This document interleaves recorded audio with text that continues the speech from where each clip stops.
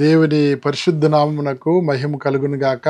Vishwani TV కార్యక్రమం వీక్షిస్తున్న మీ అందరికీ క్రీస్తు నామములో నా హృదయపూర్వక వందనాలు తెలియజేస్తూ ఉన్నాను. ప్రభు మిమ్ములను మీ కుటుంబాలను బహుమిండిగా దీవించి ఆశీర్వదించును గాక.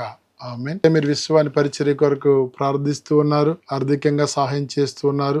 మరింతగా పరిచర్య కొరకు విషయాలు తెలుసుకుంటూ భారంగా ప్రార్థిస్తున్న మీ అందరికీ మరొకసారి నా హృదయపూర్వక వందనాలు తెలియజేస్తున్నాను.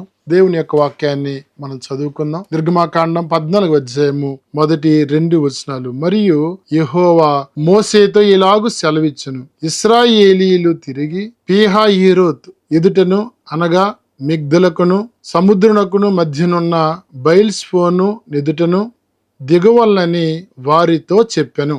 శ్రేష్టమైన సమయమందు ఒక మాటని మనం జ్ఞాపకం చేసుకుందామండి. పీహహీరోత్ అన్న మాటని ఈ రోజు మనం ధ్యానం చేద్దాం. పీహహీరోత్ అన్నటువంటి మాటకు జమ్ము అని అర్థము. పీహహీరోత్ అన్నటువంటి మాట హీబ్రూలో మనం గమనించినప్పుడు అగ్మోన్ అని పిలువబడి ఉంది. దీన్ని జమ్ము గడ్డె అన్నటువంటి మాటను మనం తెలుగులో చూడగలుగుతూ ఉంటాం. ఇశ్రాయేలీలు ఐగుప్తు బానిసత్వం నుండి విడుదల నుండి వారు ఎర్ర సముద్రం దాటడానికి ముందుగా వారు చేరుకున్నటువంటి స్థలమే పీహహీరోత్ అన్నటువంటి మాటని మనం చూడగలుగుతూ ఉంటాం. ఈ జమ్ము గడ్డ అనేటువంటి ఈ స్థలములో ప్రభు వారికి ఎన్నో అద్భుతమైనటువంటి పాఠాలు నేర్పుతున్నట్లు ఈ జమ్ము గడ్డి ఏం పాఠం నేర్పుతుంది, ఈనాటి విశ్వాసులమైన మన జీవితానికి ఇది ఎలా అన్వయించుకోవచ్చో వాక్యంలో చాలా స్పష్టంగా మనం చూడగలుగుతూ ఉంటాం. యోబు గ్రంథము 8వ అధ్యాయము 11వ వచనాన్ని మనం గమనించినప్పుడు బురద లేకుండా జమ్ము పెరుగునా, ఈ మాటలు మనం గమనించినప్పుడు ఈ జమ్ము ఎదిగే స్థలము ఎక్కడంటే అది బురదలో. చాలా ప్రాముఖ్యమైన మాటని మనం గమనించినట్లయితే ఈ జమ్ము ఎదిగినటువంటి స్థలము నీటిలో ఉన్నటువంటి బురదలో. ఈ మాటలు మనం గమనించినప్పుడు బురద పాప జీవితానికే సాదృశ్యం అయితే నీరు వాక్యానికి సాదృశ్యము, జమ్ము మనుషునికే సాదృశ్యము. ఈ మాటను మనం ఇలా అర్థం చేసుకోవచ్చు. నీటిలో ఉన్నటువంటి బురదలో ఈ జమ్ము ఎదగటం చూస్తూ ఉంటాం. అయితే ఈ బురద జమ్ముకి అంటదన్న విషయాన్ని మనం గ్రహించవలసిన వారమై ఉన్నాము. ఈ బురద లోకమే.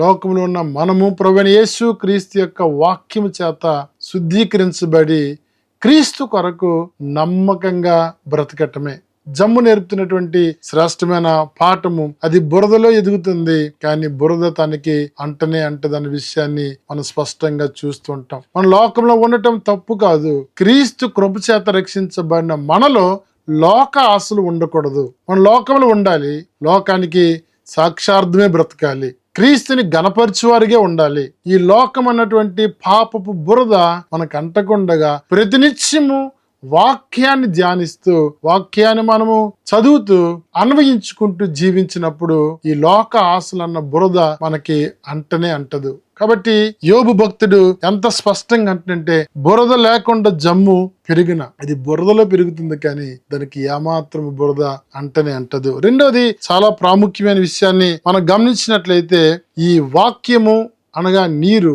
ఈ విషయాన్ని ఎఫెసీ సంఘానికి పౌలు రాస్తూ అంటాడైన వాక్యమనే నీళ్ళతో ఉదక స్నానము, వాక్యమనే నీళ్ళతో ఉదక స్నానము. ప్రతినిత్యము ఈ మలినాన్ని అనగా ఈ లోకములో దేవుడు మనం పుట్టించాడు. ఈ లోక ఆశలు మనలో ఉండకుండా మనం పవిత్రంగా బ్రతకాలంటే వాక్యమనే నీళ్ళతో మనలను మనము శుద్ధి చేసుకునే అనుభవాన్ని కలిగి ఉండాలి. కాబట్టి జమ్ము ఆ దగ్గర లేక పీహహీరోత్ దగ్గర దేవుడు ఏం పాఠం ఇశ్రాయేలు నేర్పుతున్నారంటే, మీరు వెళ్ళబోయినటువంటి దేశము పాలు తేనెలు ప్రవహించే దేశము. ఆ దేశములు మీరు లోక ఆశల్లో పడిపోకుండగా నా కొరకే సాక్షార్థమే బ్రతకండి. ఈనాటి తరానికి ఈ మాటలు మనం చక్కగా అన్వయించుకుంటే ఈ లోకంలో ప్రభు మనం ప్రత్యేకించాడు, ఆయన పేరు పెట్టి మనం పిలిచాడు, తన రక్షణ భాగ్యాన్ని మనకిచ్చారు. మనం ప్రభువు కొరకే సాక్షార్థమే జీవించాలని ప్రభు వారు కోరుకుంటున్నారు. ఒక గొప్ప వ్యక్తి ఈ మాట చెప్పడం ఇప్పటికీ మనందరికీ పరిచయం.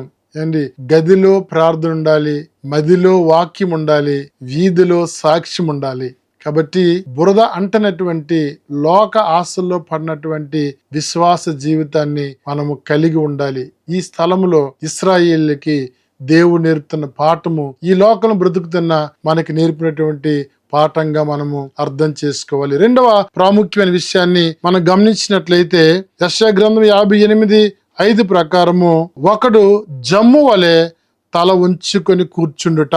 తల వంచటం ఇది తగ్గింపు జీవితాన్ని సాదృశ్యంగా మనం చూస్తూ ఉంటాం. ఈ లోకంలో ప్రత్యేకించబడిన మనము, ప్రభు కొరకు సాక్షార్థం బ్రతుకుతున్న మనము, ప్రభు ఎదుట తనను తాను తగ్గించుకునేటువంటి అనుభవాన్ని కలిగి ఉండాలన్న సంగతిని ప్రభు మనకి చాలా స్పష్టంగా నేర్పుతూ ఉన్నారు. ఆయన ఎవరు దీన మనసు కలిగి ఆయన బలిష్టమైన రెక్కల క్రింద దీనుడై ఉంటాడు, తగు సమయమందు దేవుడు వారిని హెచ్చించును. పేతురు పత్రికలో తన అద్భుతంగా ఈ మాటలు వ్రాయటం చూస్తూ ఉంటాం.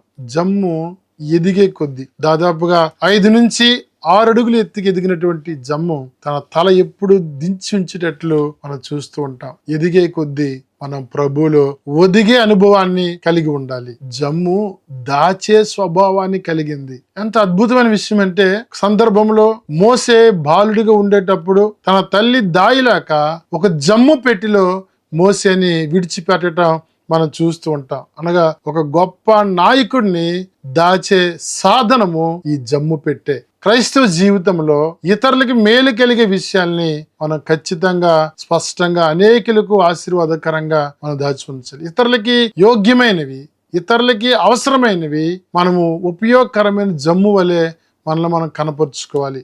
ఏది వ్యర్థమో అది తొలగించుకోవాలి, ఏది అవసరమో దాన్ని పదిలిం చేసి లోకానికి అందించాలి. నిజమే, జమ్ము పెట్టే ఒక నాయకుడిని దాచింది ఏంటి, వారిని ఇశ్రాయేలీల చెరలో నుండి విడిపించడానికి ఒక గొప్ప నాయకుని దాచే సాధనమే ఈ జమ్ము పెట్టే. కాబట్టి జ్ఞాపకం చేసుకుందాం, ఇలాంటి వారి కొరకు మనం ప్రార్థన చేయాలి. సంఘములో, సమాజంలో తలాంతులు కలిగిన వారిని దేవుడు భద్రపరిచేటట్లు, సాతాను సోదరుల నుంచి తప్పించబడి ఉపయోగకరమైన పాత్ర ఉంచేటట్లు మనం ప్రార్థించే అనుభవాన్ని కలిగి ఉండాలి. మీ రహస్యమందు మీ దేవుడు మిమ్మల్ని చూస్తున్నట్లు మీరు ప్రార్థన చేయండి. కాబట్టి దాచే అనుభవము, రహస్యంగా ఉంచటము, ఈ రహస్య జీవితము ప్రార్థనకి సాదృశ్యము. మొదటిగా జమ్ము బురదలో ఉంటుంది, బురద అంటదు. రెండవదిగా జమ్ముని మనం గమనించినట్లయితే తల ఉంచుతుంది. మూడవదిగా రహస్యంగా అనగా దాచే మంచి సుగుణాన్ని మనం చూడగలుగుతుంటాం. ఇంకా నాలుగోది చాలా ప్రాముఖ్యమైన విషయాన్ని నేను తెలియచేయడానికి ఇష్టపడుతూ ఉన్నాను. జమ్ము పడవలు. వాక్య భాగాన్ని మనం గమనించినట్లయితే యెషయా గ్రంథము 18:2 ప్రకారము జమ్ము పడవల్లో రాయిబారులను పంపుచున్నది. ఈరోజు నీవు నేను ఒక జమ్ము పడవైతే మరి రాయిబారులు అనగా మిషనరీస్ ని పంపించే వారిగా ఉండాలి. రక్షించబడిన మనం లోకంలో ప్రత్యేకించబడ్డాం దేవుని కొరకును బట్టి, తల వంచి దేవుని కొరకు బ్రతుకుతున్నాం, ప్రార్థన భూమిని కలిగి ఉన్నాము. దేవుడు మరింత పాఠం నేర్పుతున్నారు, మీరు రాయిబారుల్ని పంపే సాధనలు కావాలి. యెషయా గ్రంథంలో చాలా స్పష్టంగా ఉంది. ఈ మాట మరొకసారి నెమరు వేసుకుందాం. జమ్ము పడవలలో రాయిబారులు పంపుచున్నది. ఆది సంఘాల్లో సంఘము ప్రార్థించి మిషనరీస్ ని పంపించేది. ఈ పడవ సంఘానికే సాదృశ్యం కానివ్వండి, ఈ పడవ మన వ్యక్తిగత జీవితానికే కానివ్వండి, మన యొక్క గురి ఏమై ఉండాలంటే మిషనరీస్ ని పంపించే సంఘాలుగాను, మిషనరీస్ పంపించే విశ్వాసులుగాను ప్రభు మన నుండి కోరుకుంటున్నాడు ఆయన. ఆది సంఘాల్లో మనం గమనించినట్లయితే అపోస్తలుల కార్యముల గ్రంథము 13వ మొదటి 2 వచనాలు మనం స్పష్టంగా గమనించినట్లయితే వారు ప్రార్థన చేశారు. బర్నబాను, సౌలును మిషనరీ పరిచర్య కొరకు వారు ప్రార్థించి పంపించిరి. వారు ప్రార్థించారు, అక్కడితో చేతులు దులుపుకోలేదు, వారు పంపించారు. మీరు వెళ్ళండి, మీరు అనేకులకు సువార్తను ప్రకటించండి, మేము వెనుకుండి ప్రార్థించి మేము మీకు సహాయాన్ని అందిస్తాము. జమ్ము పడవలు రాయిబారుల్ని పంపించింది. ఒకసారి ఈ సందర్భంలో అపోస్తలుల కార్యముల గ్రంథము 13వ 2-3 వారు ప్రభువును సేవించుచు ఉపవాసము చేయుచుండగా పరిశుద్ధాత్మ నేను బర్నబాను, సౌలును పిలిచిన పని కొరకు వారి నాకు ప్రత్యేక పరచుడని వారితో చెప్పెను. అంతటా వారు ఉపవాసముండి ప్రార్థన చేసి వారి మీద చేతులుంచి వారిని పంపిరి. యెషయాలో సెలవిచ్చినటువంటి మాటను మనం అర్థం చేసుకుంటే జమ్ము పడవలు రాయిబారులను పంపెను. ఈ పడవ సంఘం అయితే, మరలా ఈ పడవ విశ్వాస సమూహం అయితే, ప్రార్థించిన మనము, తగ్గింపు జీవితం కలిగిన మనము, ప్రత్యేకించబడినటువంటి మనము, ఆయన రక్షణ అనుభవిస్తున్న మనము అనేక మంది మిషనరీస్ ని పంపించే పడవలుగా మనం ఉండాలి. ఆది సంఘము వాళ్ళు ప్రార్థన చేశారు. దేవుని ఆత్మచేత నింపబడినటువంటి బర్నబాను, సౌలును దేవుని యొక్క మిషనరీ పరిచర్య కొరకు వారు ప్రార్థించారు, వారు పంపించారు. ఈ మాటలు మనం వింటున్నప్పుడు ప్రభునందు ప్రియమైన దేవుని సంఘమా, దేవుని పరిచర్యలు ఇప్పటికే చాలా సంఘాలు విశ్వాని పరిచర్యకు, అనేక మిషనరీ సంస్థలకు మీరు గుప్పెలు విప్పుతున్నారు. హృదయపూర్వక వందనాలు. ఇంకా అనేక మంది మిషనరీస్ వెళ్ళవలసి ఉంది. మన సంఘము ఒక పడవ వలె ఒక మిషనరీని పంపించే శ్రేష్టమైనటువంటి నావగా నీవు నేను ప్రభువు కొరకు మారాలి. పౌలు, బర్నబాలు వారు 3 మిషనరీ దండయాత్రలు చేశారు. అద్భుతంగా అనేక స్థలాల్లో గొప్ప సంఘాలు నిర్మించడానికి వారు సాధనాలు అయ్యారు. ఈరోజు ప్రభు విశ్వాని మిషనరీ పరిచర్యగా మాకిచ్చిన భారము అంతే గొప్పది. ఎన్నడూ ఎవ్వరు వెళ్ళలేని స్థలాలకి వెళ్ళి ప్రభు ప్రేమ సువార్తను ప్రకటించటమే మిషనరీగా విశ్వాని పరిచర్య జరిగిస్తున్నందుకు ప్రభు పేరు మేము ఎంతో సంతోషిస్తూ ఉన్నాం. అయితే ఇంకా మన రాష్ట్రంలో సువార్త అందని గ్రామాలు ఉన్నాయి. ప్రభువుని పంపే రాయిబారలైనటువంటి జమ్ము పడవల వలె మీరు ముందుకు వచ్చినట్లయితే మరింతగా అనేక గ్రామాల్లో సేవ చేయటానికి దోహదపడిన వారు అవుతారు. కాబట్టి పౌలు, బర్నబాను వారు ప్రార్థించారు, పని కొరకు ప్రత్యేకించారు, పంపించారు. ఈరోజు ప్రభు మనకి నేర్పుతున్న పాఠము, మనం ఒక జమ్ము పడవలే తయారవ్వాలి. ప్రభు కొరకు మనం వెళ్ళాలి, వెళ్ళలేకపోతే వెళ్ళే వారిని పంపించాలి. యేసు ప్రభువారు ఈ లోకంలో శరీరధారిగా జీవించిన రోజుల్లో ఆయన ఈ గలిలయ తీరములో శిష్యులతో ఆయన మాట్లాడేటప్పుడు లూకా సువార్త 5వ అధ్యాయములో యేసు క్రీస్తు వారు పేతురు ధోని అడగటం మనం చూస్తూ ఉంటాం. పేతురు రాత్రి అంతా ప్రయాసపడ్డాడు, ఆయనకి ఏమీ దొరకలేదు. తెల్లవారింది. ప్రభువారు పేతురుని చూస్తూ మాట్లాడుతున్న మాట ఇద్దోనిమ్మని. లూకా సువార్త 5వ అధ్యాయము మొదటి 2 మాటలు. జన సమూహము దేవుని వాక్యము వినుచు ఆయన మీద పడుచుండగా ఆయన గెన్నేసరెత్ సరస్సు తీరమును నిలిచి ఆ సరస్సు తీరమునున్న 2 దోణులను చూచెను. జాలరు వాటిలో నుండి దిగి తమ వలలు కడుక్కొంచుండిరి. ఆయన ఆ దోణిలోని సీమోనుదైన ఒక దోణిని ఎక్కి దరి నుండి కొంచెం త్రోయమని అతన్ని అడిగి కూర్చుండి దోణలుండి జన సమూహనకు బోధించుచుండెను. సీమోనుదైన చిన్న దోణి ఒకటి అడిగారు ఆయన. చిన్న దోణ. క్రీస్తుకి ఈ దోణ వేదిక అయ్యింది. క్రీస్తు ఈ దోణిలో నిలిచి ఆయన వాక్యాన్ని జన సమూహానికి బోధించేటప్పుడు అనేకులు రక్షించబడ్డారు. ఈరోజు మన జీవితం క్రీస్తు కొరకు దోనిగా మారాలి. క్రీస్తు పరిచర్య కొరకు వేదిక అవ్వాలి. రాత్రంతా ప్రయాసపడినటువంటి సీమోనికి ఏమీ దొరకలేదు.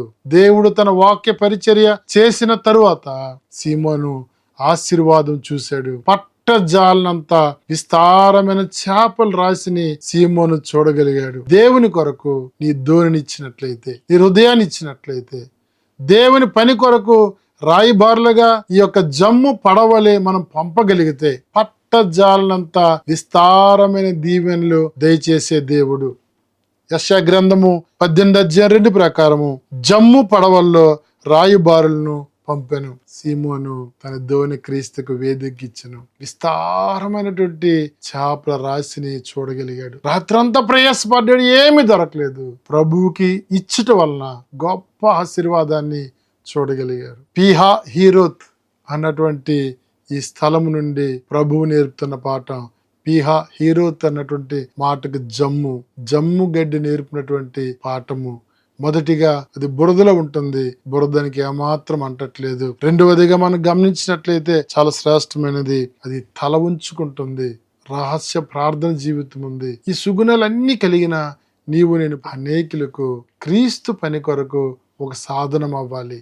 చిన్న దోణి కోరుకున్న ప్రభు ఈ రోజు నీ నా జీవితం నుండి అనేకులకు సువార్తని ప్రకటించాలని భూమి మీద ప్రభు మనకు ఆయుష్నిచ్చి, ఆరోగ్యంనిచ్చి, సంపదనిచ్చి, సమృద్ధినిచ్చి ఆయన దీవించింది కేవలం దేని కొరకంటే మన పడవ అనేటువంటి హృదయం నుండి దేవుని వాక్యం బయటికి వెళ్ళాలి. మనం అనేకుల్ని మిషనరీస్ గా పంపించాలి. ఈ గొప్ప పనిలో మీరు, మీ కుటుంబాలు పాలిభాగస్తులై ఆశీర్వాదానికి వారసులు అవ్వాలని కోరుకుంటూ ప్రభు మిమ్ముని మీ కుటుంబాలను బహుమెండిగా దీవించును గాక.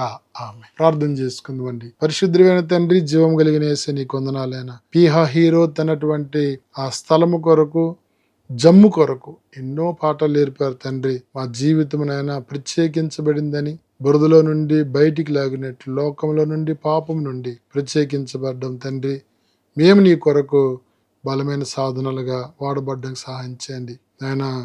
జమ్ము పడవలు రాయిబారుల్ని పంపేవిగా మా జీవిత కాలంలో ఆయన మా పడవలో నుండి మీరు బోధించలాగను, మా పడవ నుండి అనేకుల్ని తండ్రి నేను మిషనరీస్ని పంపించేవారు గాను, మా సంఘాలని మమ్మల్ని మీరు తీర్చిదిద్ది మహిం పొందుకోమని యేసు నామంలో ప్రార్థన చేయుచున్నాం తండ్రి. ఆమేన్. తండ్రి, కుమార, పరిశుద్ధాత్మ త్రియేక దేవుని దీవెన సదాకాలం మీకు తోడై ఉండి సంరక్షించి కాపాడును గాక. ఆమేన్.